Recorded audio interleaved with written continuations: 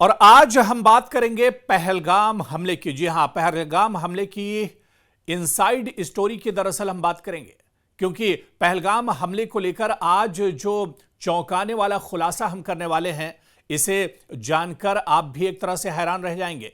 क्योंकि जब पहलगाम हमला हुआ था तो पहलगाम हमले के गुनाहगारों की कुछ स्केच तस्वीरें जारी की गई थी। कुछ इनके स्केच जारी किए गए थे दहशतगर्दों के और आतंकियों के, इनको पकड़ने के लिए और इनको एक तरह से अंजाम तक पहुंचाने के लिए। लेकिन क्या आपको मालूम है कि अब जो दहशतगर्द ऑपरेशन में श्रीनगर में मारे गए हैं, इस ऑपरेशन में जो आतंकी अंजाम तक पहुंचाए गए हैं, दरअसल वो पुलिस इस केस से बिल्कुल मेल नहीं खाते हैं। जी हां, बड़ी जानकारी यही है कि जो आतंकी पाकिस्तान के दहशतगर्द अब मारे गए हैं, वो आतंकी जब पहलगाम हमला हुआ था उस वक्त जम्मू कश्मीर पुलिस और इंटेलिजेंस ने जो अपने स्केच जारी किए थे दहशतगर्दों के और इनकी जो फोटो जारी की गई थी, दरअसल उनसे जो आतंकी अब मारे गए हैं ये बिल्कुल मेल नहीं खाते हैं।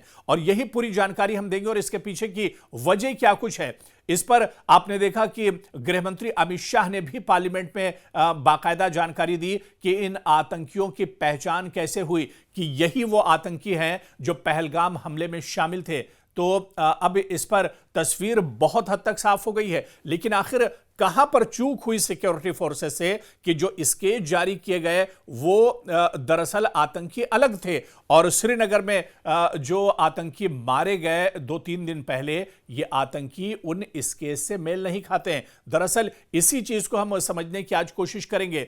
21 अप्रैल की रात करीब 8 बजे कुछ लोग, आप देखिए कि बशीर और परवेज के घर पहुंचते हैं। बशीर और परवेज को भी आप जानते होंगे, ये दरअसल ओवरग्राउंड वर्कर्स हैं और इनका घर पहलगाम में बाईसरन घाटी से करीब 3 से 4 किलोमीटर की दूरी पर है। बाईसरन घाटी जहां पर पहलगाम में हमला हुआ था।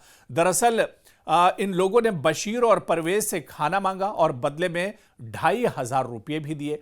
अगले ही दिन बाईसरन घाटी में आतंकियों ने 26 लोगों की हत्या कर दी। हमले के बाद जो दहशतगर्द हैं वो जंगलों में एक तरह से गायब हो गए। फिर जांच शुरू हुई। एनआईए ने खच्चरवालों से लेकर दुकानदारों तक तकरीबन 1,000 से ज्यादा लोगों से पूछताछ की। इसी के आधार पर दहशतगर्दों के स्केच भी बने, संदिग्धों को उठाया गया। 2 महीने बाद 22 जून को 2 नाम सामने आए, बशीर और परवेज के। पता चला कि उनसे खाना मांगने वाले आतंकी ही थे। जिन लोगों ने बशीर और परवेज से खाना मांगा था, जो बशीर और परवेज ने खाना मांगा था, दरअसल यही आतंकी थे और उन्होंने बाईसरन घाटी में हमला किया था। इसकी पुष्टि अब खुद गृहमंत्री अमित शाह ने 29 जुलाई को संसद में भी कर दी है। उनके मुताबिक पहलगाम हमले में शामिल तीनों आतंकी मारे गए हैं। तीनों पाकिस्तानी थे। इन्हें पकड़ने के लिए सेना ने ऑपरेशन महादेव चलाया था। हमले के बाद अनंतनाग पुलिस ने 3 आतंकियों यानी 3 दहशतगर्द हाशिम मूसा, अली और आदिल ठोकर के पोस्टर जारी किए थे। शक था कि यही तीनों आतंकी पहलगाम हमले में शामिल थे। पूरी जांच इन्हीं के इर्द गिर्द एक तरह से सिमट गई। अब जो आतंकी मारे गए हैं वो इन तीनों से अलग हैं। वो आतंकी जो अब मारे गए हैं वो इन तस्वीरों से और इन स्केच से जो जारी किए गए थे, इनसे मेल नहीं खाते हैं। अब सवाल है कि हाशिम मूसा, अली और आदिल ठोकर कहां गए? क्या उनका भी पहलगाम अटैक में कोई किरदार था, कोई रोल था? यह भी बड़ा सवाल है, क्योंकि गृहमंत्री अमित शाह की अगर पार्लियामेंट की तकरीर देखिए, उनके भाषण में बशीर और परवेज का जिक्र 28 जुलाई को एक तरह से हुआ और 28 जुलाई को गृहमंत्री अमित शाह ने संसद में कहा कि ऑपरेशन महादेव में 3 आतंकी मारे गए। इनके नाम सुलेमान, हमजा अफगानी और जिब्रान है।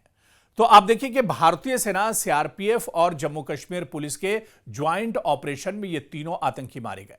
सुलेमान लश्कर तैयबा का A कैटेगरी का कमांडर था। यह पहलगाम हमले में शामिल था। इससे पहले गगनगीर आतंकी हमले में भी शामिल था। इसके सबूत जो एजेंसियां हैं उनके पास भी हैं।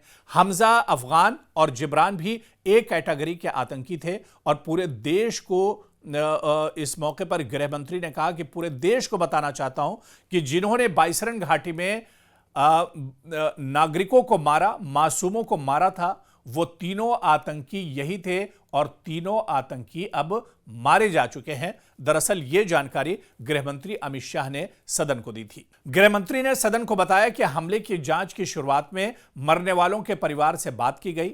टूरिस्ट, खच्चर वालों, पोनी वालों, फोटोग्राफर और दुकानों में काम करने वाले 1000 से ज्यादा पूछताछ, 1000 से ज्यादा लोगों से 3000 घंटों से भी ज्यादा लंबी पूछताछ चली। ये सब एक तरह से वीडियोग्राफी भी इसकी हुई और वीडियो भी इसका एक तरह से शूट किया गया, जो पूरा प्रोसेस चल रहा था, पूरी जो जांच पड़ताल चल रही थी। पूछताछ से मिली जानकारी के आधार पर आतंकियों के स्केच बनाए गए। 22 जून 2025 को बशीर और परवेज की पहचान की गई, जिन्होंने पहलगाम हमले के अगले दिन आतंकियों को एक तरह से पनाह दी थी। बशीर और परवेज को गिरफ्तार भी किया गया। उन्होंने बताया कि 21 अप्रैल 2025 की रात 8 बजे 3 आतंकी आए थे। उनके पास AK-47 राइफल और कार्बाइन थी। बशीर और परवेज की मां ने तीनों आतंकियों को पहचान लिया। फॉरेंसिक रिपोर्ट से भी इसकी पुष्टि हो गई और हमले से पहले ही ये दरअसल पार्क में आतंकी छुपे थे। परवेज और बशीर ने पूछताछ में NIA को पता चला कि पहलगाम अटैक में 3 आतंकी शामिल थे। उन्होंने बताया कि तीनों आतंकी पाकिस्तानी नागरिक थे और लश्कर-ए-तैयबा से जुड़े हुए थे। पहलगाम हमले से पहले तीनों पहलगाम के हिल पार्क में एक ढोक यानी झोपड़ी जैसे हाइड आउट में छुपे हुए थे। तीनों को परवेज और बशीर ने खाना, रहने के लिए जगह और लॉजिस्टिक जो सपोर्ट होता है वो एक तरह से किया। जिब्रान और अफगानी जो है, ये नए आतंकी और पुराने हमलों की इनकी जो पूरी डिटेल है ये भी एक तरह से बहुत चौंकाने वाली, क्योंकि जिब्रान और हमजा अफगानी कश्मीर में आतंकी गतिविधियों में हाल में शामिल हुए थे। सोर्स का कहना है कि जम्मू कश्मीर में पहले हुए आतंकी हमलों में इनकी भूमिका अब तक कम ही मिलती है। इनकी जानकारी एक तरह से अभी भी जुटाई जा रही है। जिब्रान के बारे में पता चलता है कि वो पाकिस्तान के कब्जे वाले कश्मीर का रहने वाला था और उसने पाकिस्तान में ही ट्रेनिंग ली थी। ट्रेंड होने की वजह से उसे A कैटेगरी में रखा गया था।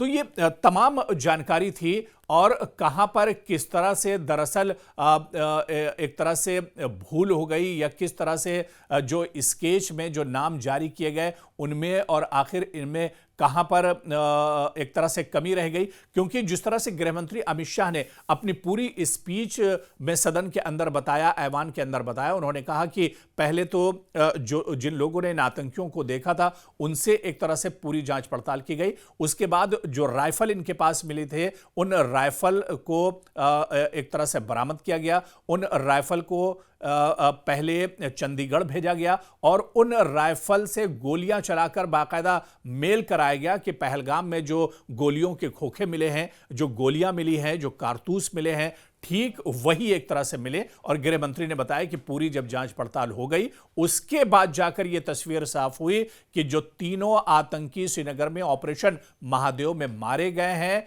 दरअसल ये वही आतंकी थे जो पहलगाम हमले में शामिल थे। तो इस तरह से ये तस्वीर बाकायदा एक तरह से क्लियर हुई, क्योंकि जिस तरह से आप देखिए कि स्केच आतंकियों के शुरू में बनाए गए थे, वो स्केच और ऑपरेशन महादेव में जो आतंकी मारे गए इनमें बिल्कुल मेल नहीं था। लेकिन गृहमंत्री अमित शाह ने यह चीज बिल्कुल साफ कर दी कि किस तरह से इन आतंकियों की पहचान हुई है और इन आतंकियों को पूरी पहचान करने के बाद ही एक तरह से इन्हें अंजाम तक पहुंचाया गया और इन्हें मौत के घाट एक तरह से उतार दिया गया।